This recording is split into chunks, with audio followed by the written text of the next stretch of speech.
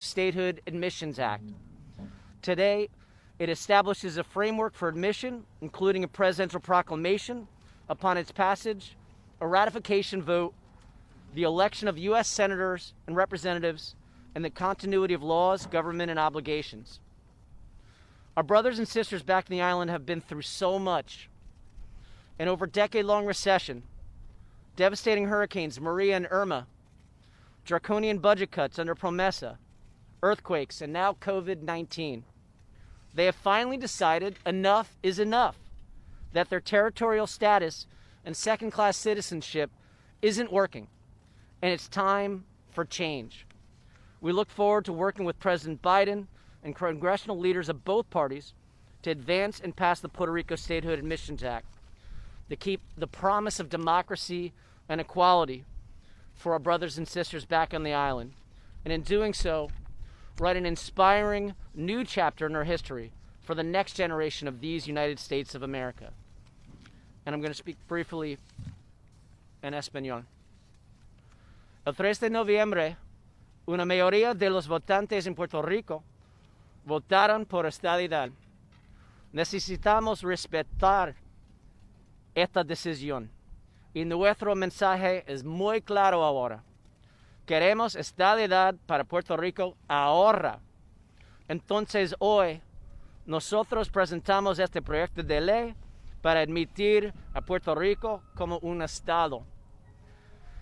Durante una recesión económica por más de 10 años, después un huracán María y huracán Irma, después una ley de promesa y cortes de servicios, después de terremotos y durante coronavirus, el pueblo de Puerto Rico dice bastante, basta ya. Es tiempo por cambio. Es tiempo para proteger democracia, igualdad por puertorriqueños. Es tiempo para la estabilidad. I'm very pleased to be able to have our resident commissioner, my co-introducer, my partner in liberty, Commissioner Jenniffer González-Colón. Thank you, Darren. Good morning, everybody. I'm happy to be here as the only member of Congress representing Puerto Rico, elected by 3.2 million American citizens living on the island that cannot have any senators elected from the island. They are part of the U.S. since 1898, that a day like today in 1917 obtained a U.S. citizenship, but still is not a first-class citizenship. We cannot vote for our commander-in-chief. We do not have 4 members of Congress, but yet Congress has all power over us. And today is a great day that we can have a bipartisan bill being introduced in the House with more than 43 members of Congress fighting and acknowledging the results of the plebiscite. This is not the first plebiscite the people of Puerto Rico has voted. This is a self-determination, the results of last November. I want to say thank you to Congressman Darren Soto from Florida for listening to the people of Puerto Rico. The people of Puerto Rico voted. And I want to say thank you as well to the Dean of the House, Congressman Don Young, that has been fighting for statehood as well for Puerto Rico. I want to say thank you to Congresswoman Stephanie Murphy, which is with us today. Congresswoman Maria Elvira Salazar, Miami, that is here with us as well. Congresswoman Val Demings from Orlando, that is here with us. Senator Heinrich from New Mexico, that is with us as well. And I want to say thank you to all members of Congress that actually co-sponsor this bill with us. And with us as well is the governor of Puerto Rico, former member of Congress, Pedro Pierluisi, that knows how important it is for all of us to have the tools to move forward and to move the island not just out of poverty, but actually to have self-determination. And this is a great opportunity. This is a simple bill that will pass in the House, pass in the Senate, and having the president to sign a proclamation would allow the people of Puerto Rico who voted, as Darren Soto just explained, in an absolute majority for statehood, and this is not the first time As you may be aware, in 2012, we voted for statehood, 61%. Then in 2017, 97% of the island voted for statehood as well. And then this is the first time ever we did the same question Alaska and Hawaii did. Do you want to become a state of the union, yes or no? And it was held in conjunction with the local elections in November. And the people voted yes. And it's important to note that statehood got more votes than any other politician in the ballot, than any other party on the island. So this is an issue, well, all Puerto Ricans agree, is the future of the island. And this is one of the reasons many Puerto Ricans are leaving the island. And they move to Florida, they move to Texas. There's a reason there are more than 5 million Puerto Ricans of Puerto Rican descent living in the mainland and just 3.2 living on the island.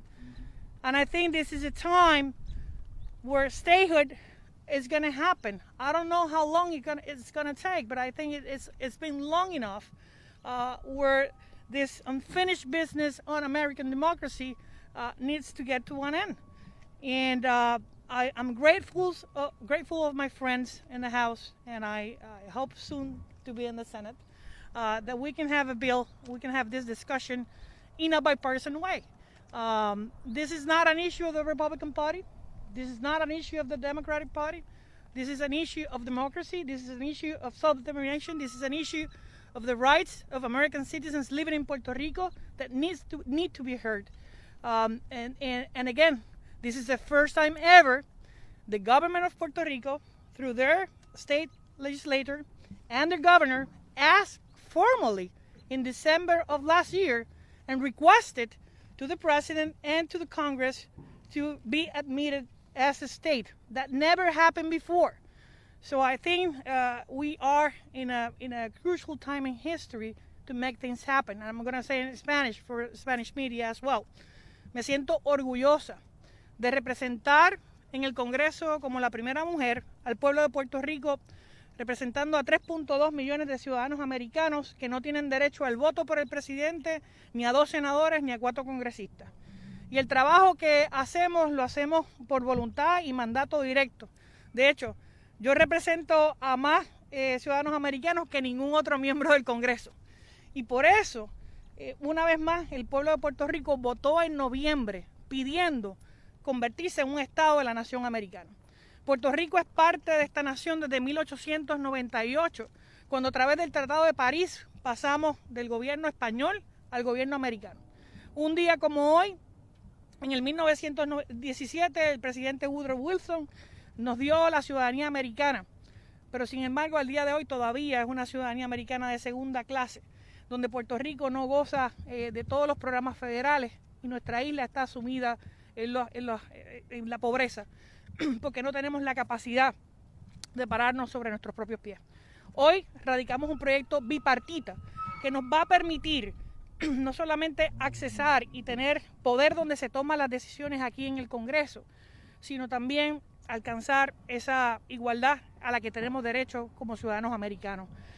Más de 236,000 puertorriqueños han luchado en las Fuerzas Armadas, con mucho orgullo y valentía representando a nuestra nación, y es momento de que esas voces se escuchen y podamos tener el derecho de votar por nuestro comandante en jefe.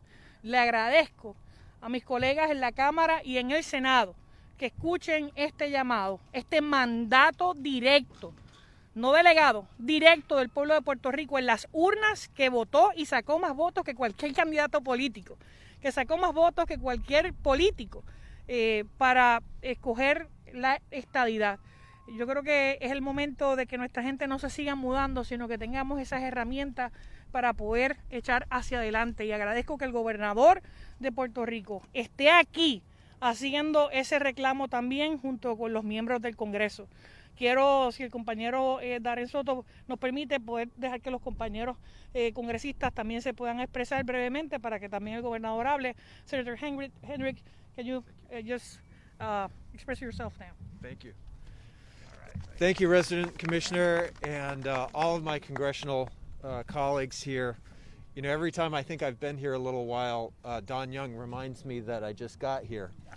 But for 12 years, I have served with Congressman Young and many of my colleagues in the House side and then in the Senate side on the committees that deal with the issue of territorial status.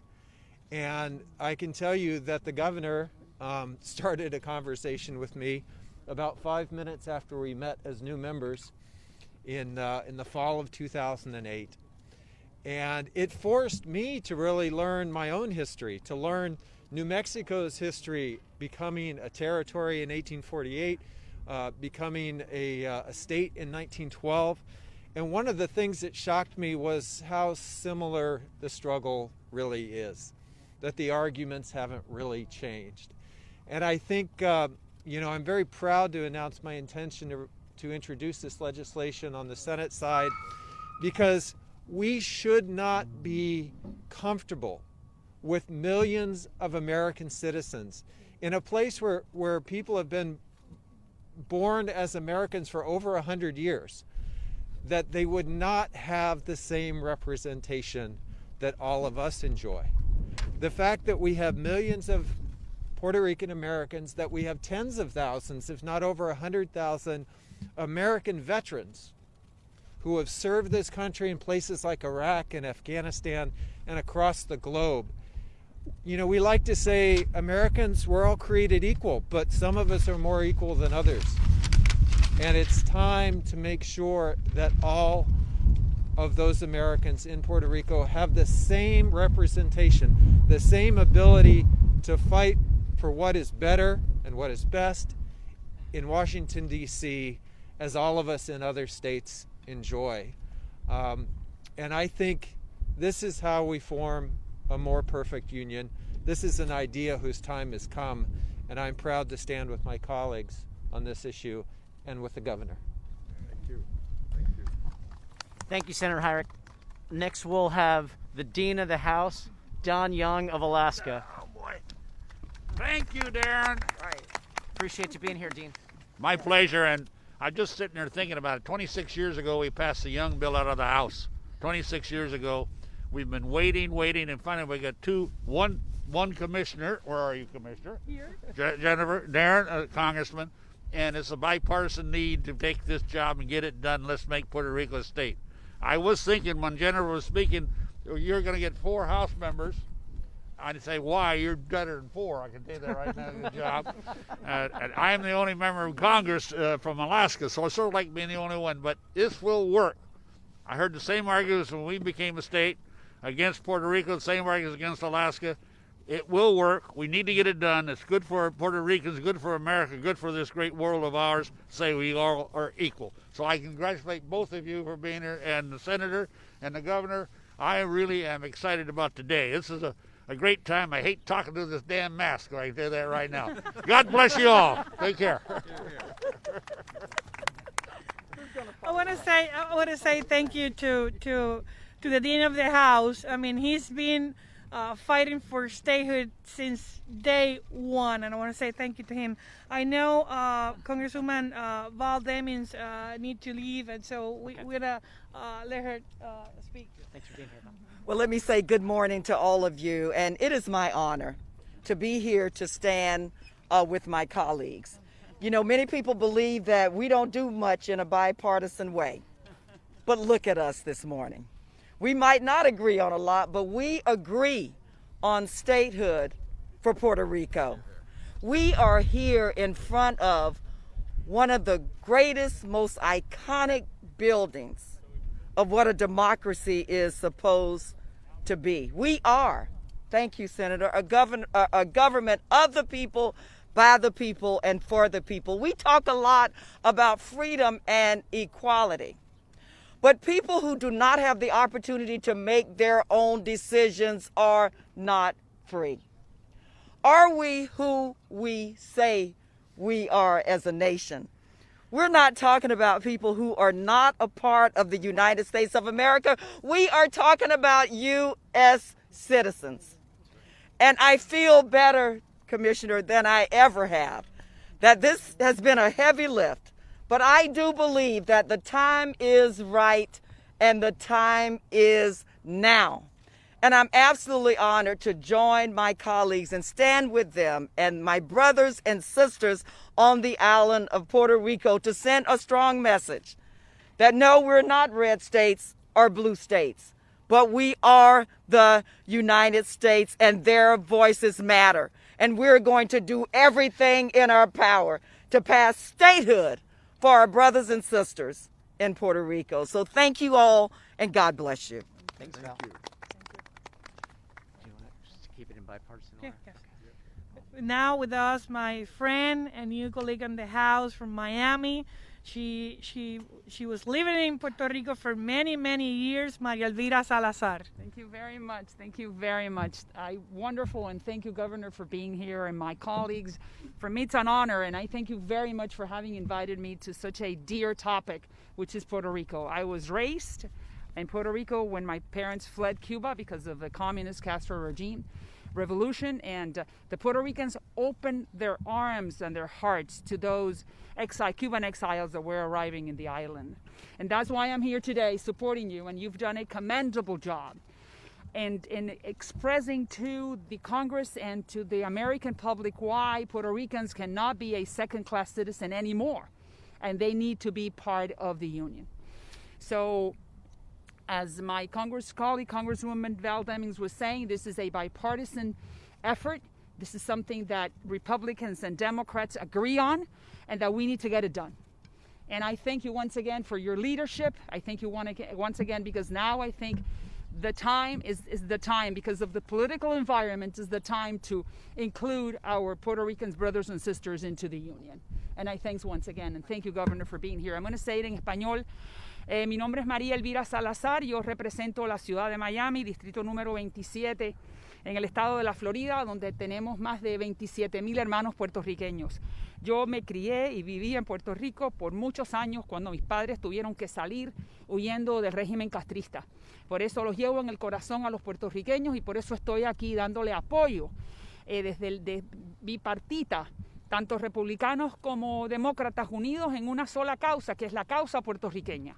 Es tiempo que los 3 millones de puertorriqueños que viven en la isla sean ciudadanos de primera clase, y que se unan y que todos nos unamos en este esfuerzo de hacer que el Congreso Federal norteamericano permita a la isla de Puerto Rico como el estado número 51. Le damos las gracias a Jenniffer González, que ha hecho una labor encomiable, extraordinaria, en luchar porque esta iniciativa se lleve a cabo y se haga realidad. Gracias, y que Dios nos bendiga y que bendiga a la gran isla de Puerto Rico. Gracias, Maria. We're going to have Stephanie and then Yeah, we'll have the governor. I want to have now a friend that since we arrived together in Congress, I mean, she's been a powerful voice for Puerto Rico. And I need to say this because there's many issues regarding the island, Medicaid, Medicare, several federal programs, and Stephanie Murphy has been all the way with Puerto Rico, not just one federal program. She's been a powerful voice for Puerto Rico, and I'm completely grateful for her. Thank you. With you guys, Stephanie Murphy. Thank you. Thanks so much, Jenniffer. Good morning, everyone. I'm Congresswoman Stephanie Murphy. You know, there are over 100,000 people in my Orlando district who were born in Puerto Rico or of Puerto Rican roots. And the state of Florida itself now has over 1.1 million Puerto Ricans, more than any other state. And the cause we're here to discuss today, equality for the people of Puerto Rico, matters to the people of Florida, and it matters to me personally. And I want to acknowledge a few friends and colleagues, beginning with Congresswoman Jenniffer González-Colón. She represents over 3.2 million American citizens, more than any other member of the House, and she does it with just skill and tenacity, and it's just such an honor to serve with you. And I also want to thank Congressman Darren Soto and Senator Martin Heinrich and my colleagues, Representative Young and Salazar, for all being here today with us. They have been such strong supporters of the people of Puerto Rico. And then finally, I want to welcome Governor Pierluisi. I know the weather is a little bit colder than it is on the island, but you know, I really appreciate that you made the trip up here from Puerto Rico on this important day.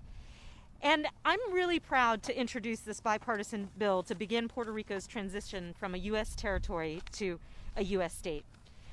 I hear a lot of talk in Congress about the need to support self-determination in Puerto Rico. And I hear this phrase over and over again. Let me tell you what self-determination means to me. It's a very simple concept. It means listening to the people of Puerto Rico. It means respecting the people of Puerto Rico.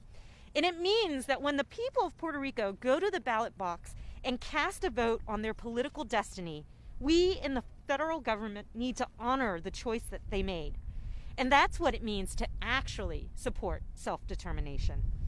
And in November, the people of Puerto Rico were asked whether they wanted to become an island, or wanted the island to become a state or not. And the vote was free, and it was fair, and a clear majority of voters said yes.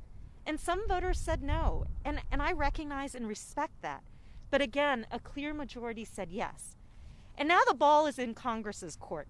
And that's why we're introducing a bill that would admit Puerto Rico into the Union after a transition period and subject to ratification vote on the island. This is the same process that was followed by Alaska and Hawaii. And personally, I look forward to the day when the men and women living in Puerto Rico have the exact same rights and responsibilities as their fellow American citizens living in Florida or any other state. And I'm looking forward to the day when they can vote for their president and commander-in-chief, 2 U.S. senators, and 4 voting members of the U.S. House. I'm looking forward to the day when they're treated equally under all federal programs. Not worse, not better, equal. I used to work at the Pentagon, and I now sit on the Armed Services Committee. I think it's absolutely wrong that soldiers, sailors, airmen, and Marines from Puerto Rico can fight and die for this country, but they can't vote for the leaders who make their national laws, and they are treated unequally under those laws. That's not acceptable to me. So I promise you, in their quest for equality, the people of Puerto Rico will always have me as their ally and their champion. Thank you. Thank you. If you allow me, there's a person here that was a member of Congress for 8 years.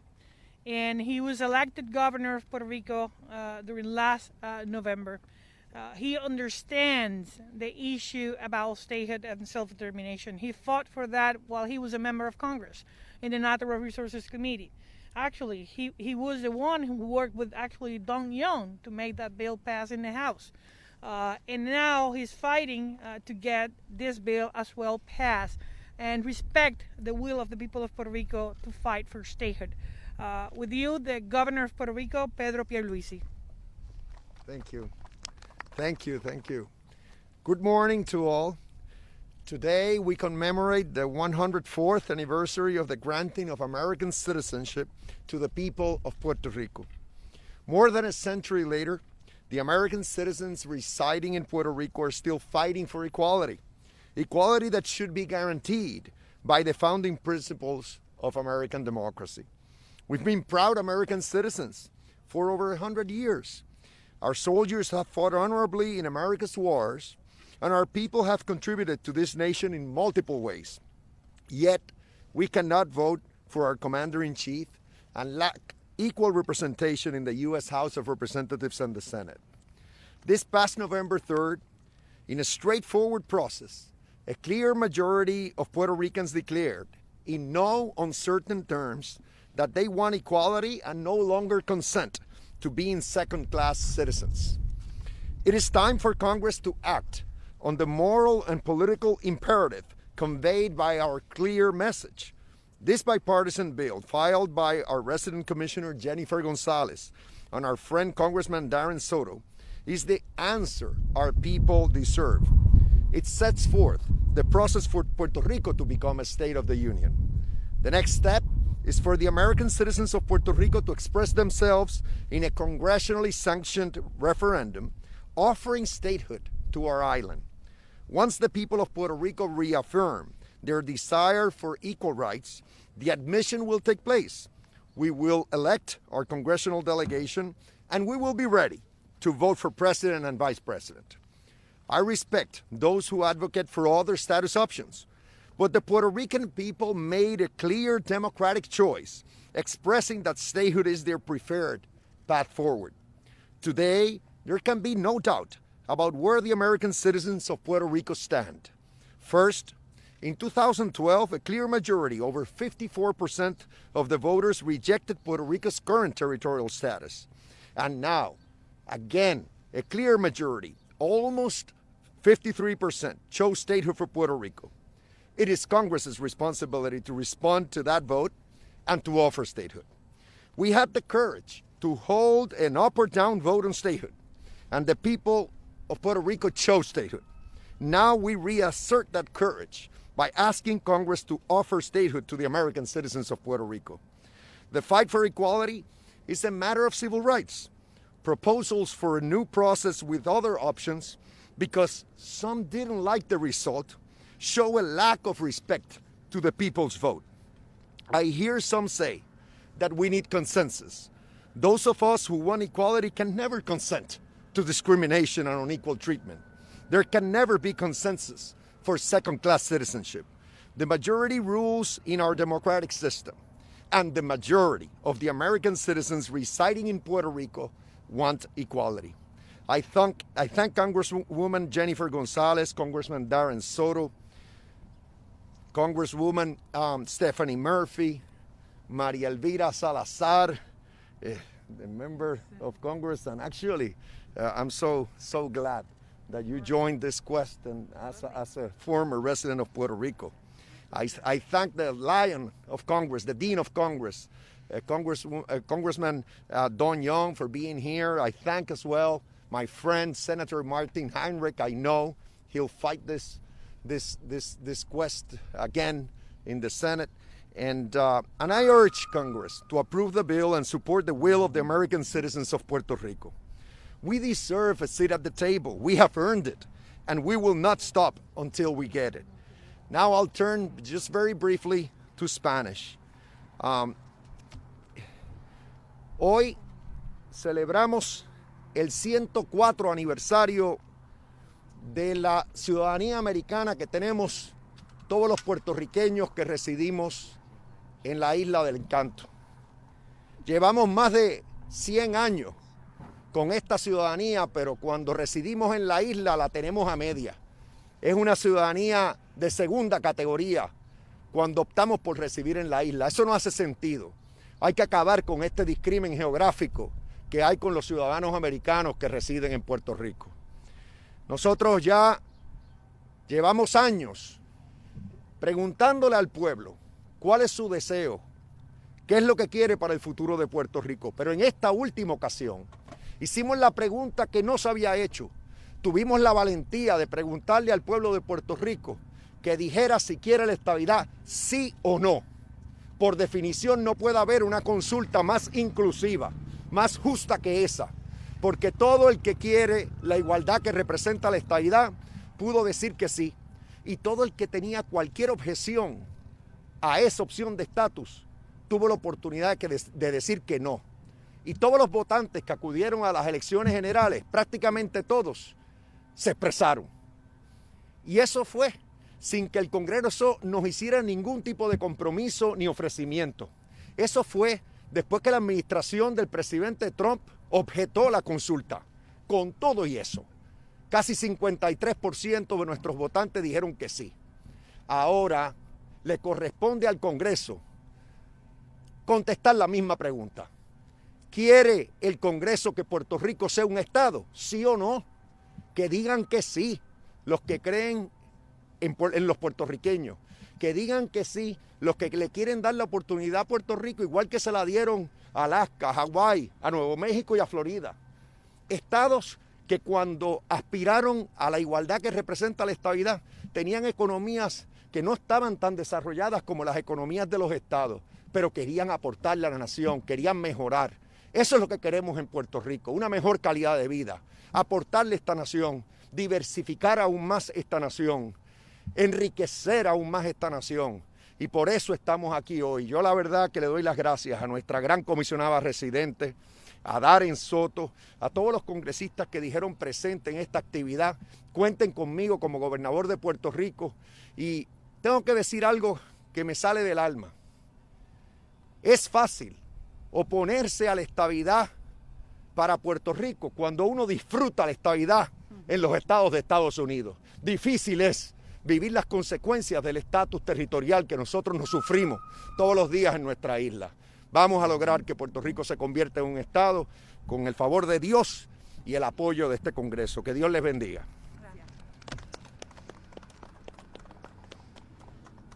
Now we'll take a few questions in English or in Espanol, Jenniffer and I.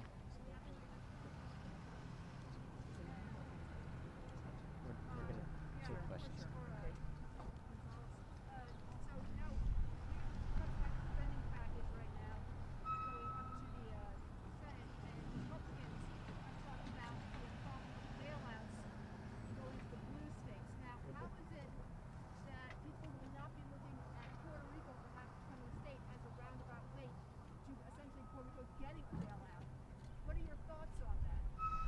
First of all, right now, Puerto Rico is a responsibility of Congress.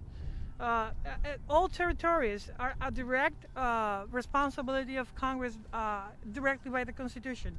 So what that means is if we do not become a state, we will never be in equal footing and we will not have a direct responsibility. No, I mean, we are never asking for a bailout. We will be in equal footing contributing to the nation. But right now, we don't have access to a lot of programs that would allow our people not just to grow, but to get out of poverty. Like many states, those programs allow people to get out of poverty, to grow in their communities. And of course, one of the items in this bill, if you're talking about the debt, is that when Puerto Rico becomes a state, we are going to remain with our debt. We need to carry on a lot of our own issues. So this is not a big difference with other bills of other people that are asking for erasing the debt. This is not about that. And if I may, yeah, this bill in no way obligates the United States for the debt that Puerto Rico owes. In no way. It just merely admits Puerto Rico as a state after ratification. Secondly, there's a long history of policies here in the federal government that have put Puerto Rico behind. And so this idea that it has anything to do with a bailout is totally false. And actually, the bill specifically established that the state will carry their debt. So this is the only bill regarding the admission that specifically says that whatever the debt is, the territory will carry with that responsibility. Actually, they are, and here we have it, is section 9 of the bill will have that responsibility. So it's in the bill. We'll move on to the next question. Okay, next question.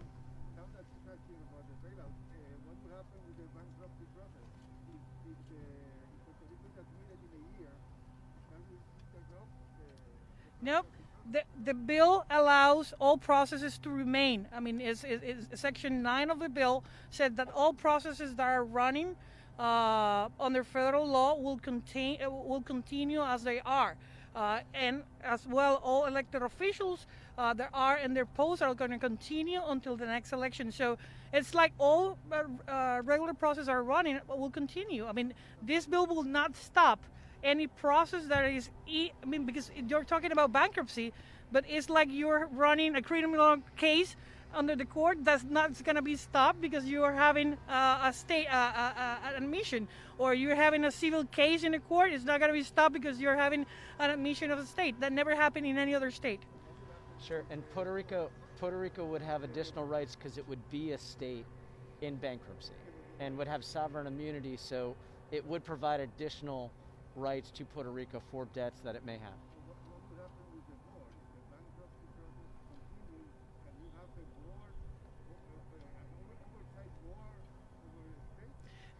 Those are things that should be discussed on the committees that are going to have jurisdiction, evaluating and reviewing this bill, either in the House and in the Senate.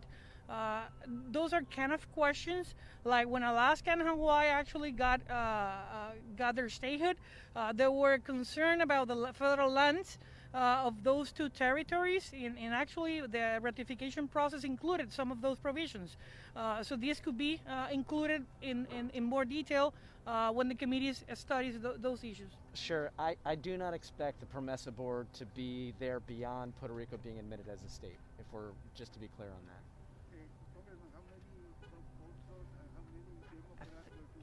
I think we're at 47, 50? We're at 50 co-sponsors right now.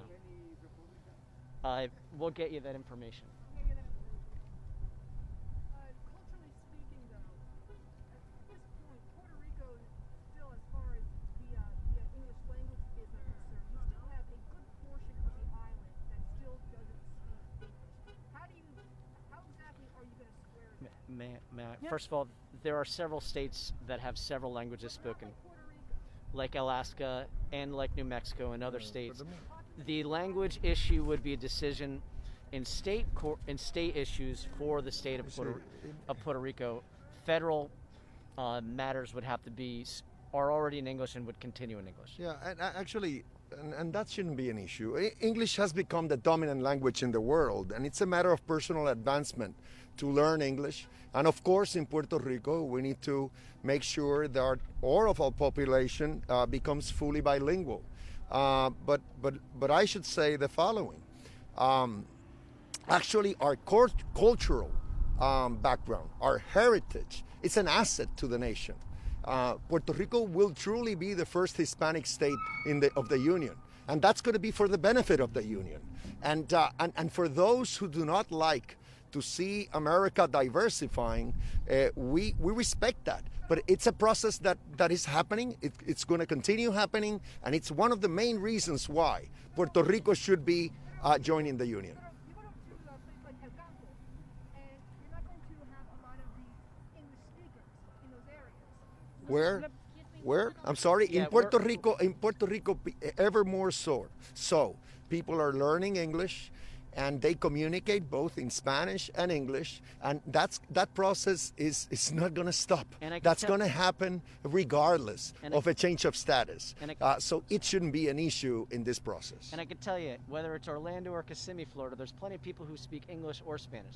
This is throughout the nation. We're a bilingual nation, even a trilingual nation. So the idea of language is a local and state matter for Puerto Rico. For the federal government, all those proceedings have and will continue in English. We'll take our next question.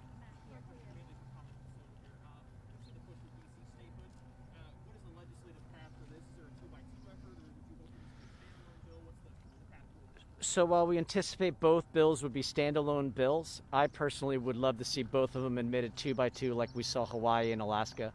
And I do believe there's a growing coalition to do that in both the House and the Senate.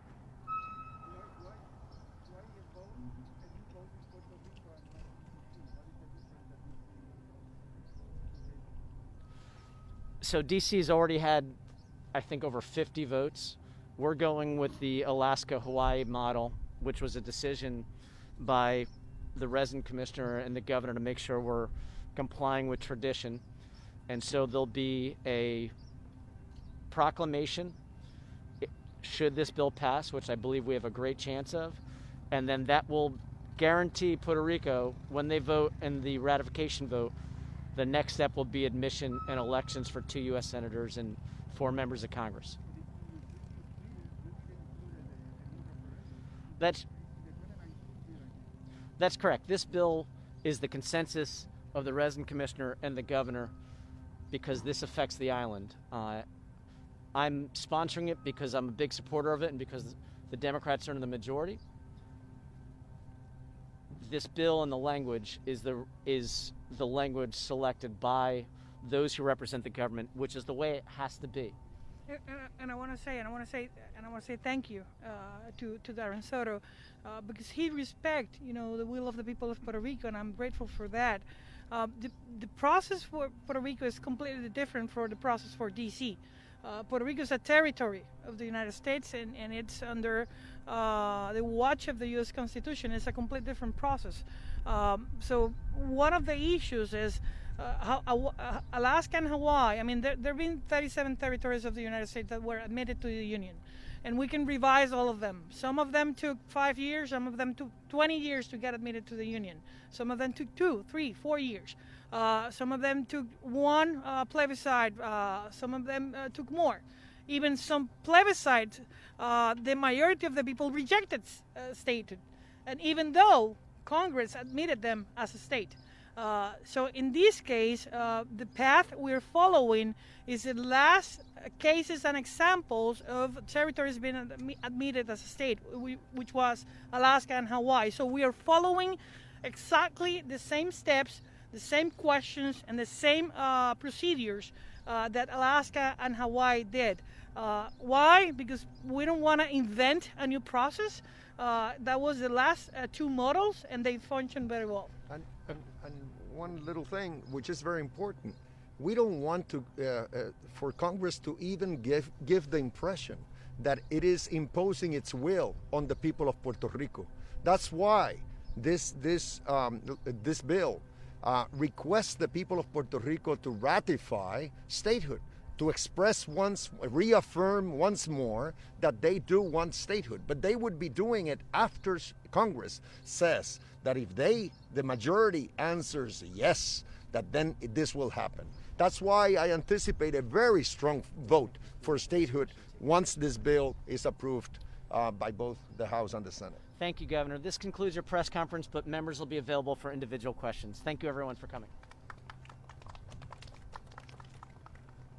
Thanks for being here.